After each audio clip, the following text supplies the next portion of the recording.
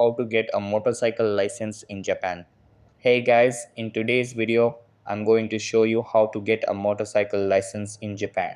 So make sure to watch this video till the end and let's get started.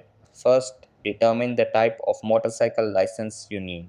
In Japan, motorcycle licenses are categorized by engine size. Ordinary motorcycle license up to 400cc whose minimum age is 16.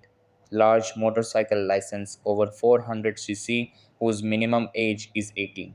Make sure you meet the age requirement for the type of license you want to apply for. Enrolling in a Japanese driving school is recommended as it prepares you for both the written and skills tests. The school provides both classroom instruction and hands on motorcycle training, making it easier to pass the final test. Attending a driving school can also exempt you from the practical test, depending on the school's accreditation. With a learner's permit, you can practice at designated driving schools or testing facilities.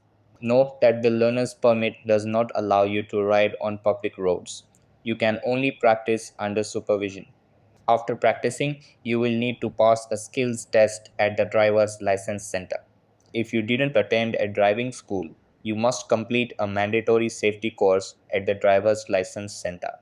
Once you've passed both the written and skills test, submit your learner's permit, completion certificates, and any other required documents to the driver's license center. Pay the final licensing fees. Fees vary based on the type of motorcycle license you're applying for. Once all the steps are completed, your full motorcycle license will be issued, allowing you to legally ride on public roads in Japan. That's all for the video.